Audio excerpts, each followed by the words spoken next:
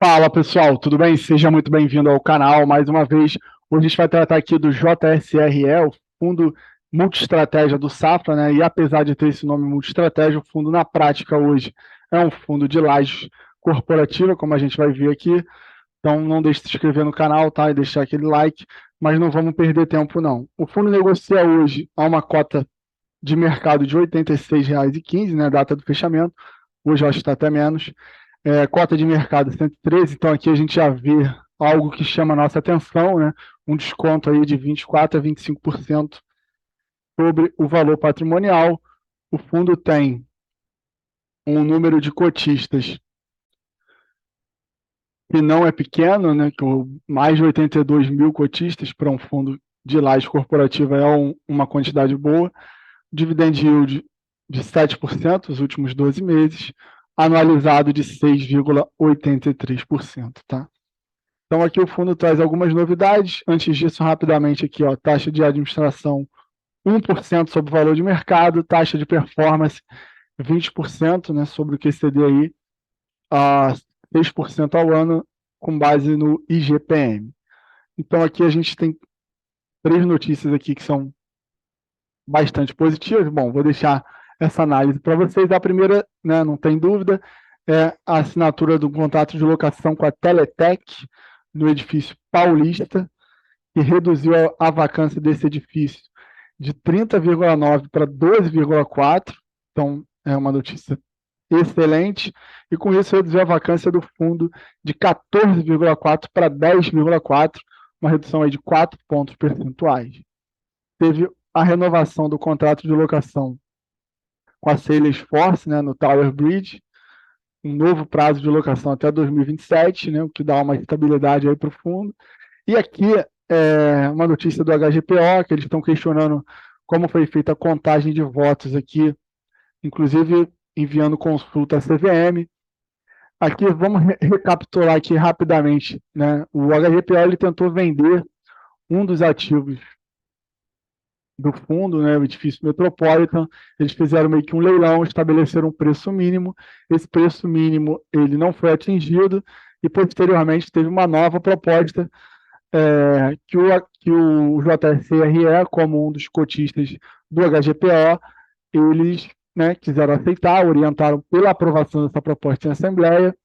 Teve outros cotistas que não concordaram, como o RBRF, né, o ex-fundo de fundos da RBR orientou posição contrária, e parece que a posição contrária ganhou por uma margem muito pequena, e aqui eles estão questionando juridicamente como foi contado esses votos, como se deu a votação, uma questão burocrática, mas que se isso for revertido e essa proposta for aceita, a gente pode ter aí o pagamento de rendimentos extraordinários, tá?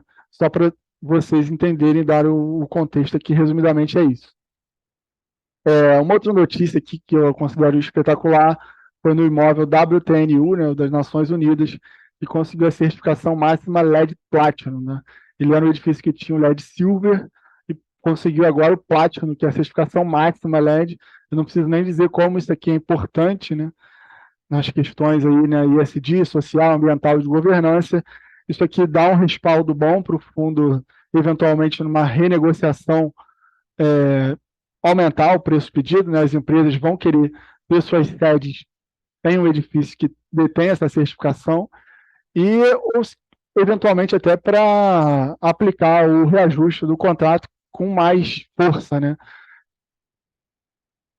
Então, a gente passa aqui agora para a distribuição dos rendimentos, que a gente já viu lá que está dando 7% nos últimos 12, e se a gente analisar, está até menos, né, que o fundo deu uma caída aqui nesses últimos meses, mas com essa notícia aí de locação no edifício paulista e com a certificação LED, a gente espera que esse rendimento pelo menos retorne aqui ao que já foi um dia, né, mais uns 3, 4 centavos aí por cota, é o que a gente espera, né, fora esse evento que pode ocorrer com a HGPO.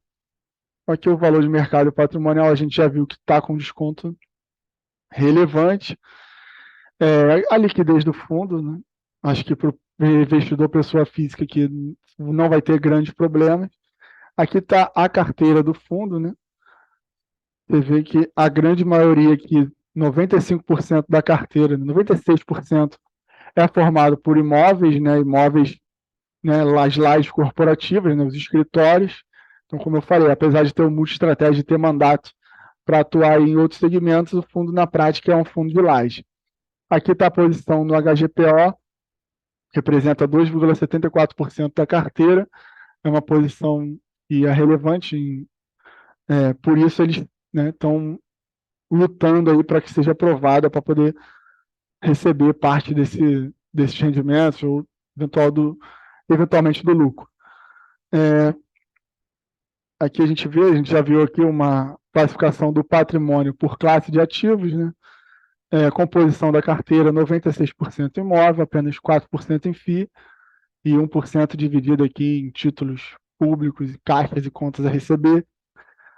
Vamos passar aqui, índice de reajuste, 30% pelo IGPM, 70% PCA, diversificação aqui da receita, de acordo com os ativos, mais de 50% vem do edifício Tower Bridge, 15% do Rocha Verá, 17% do edifício das Nações Unidas 3, que foi o que conseguiu, né, a certificação Platinum, 15% no edifício Paulista, que foi onde teve a assinatura do contrato com a Teletec, e apenas 1% no edifício Praia Botafogo, que fica no Rio de Janeiro.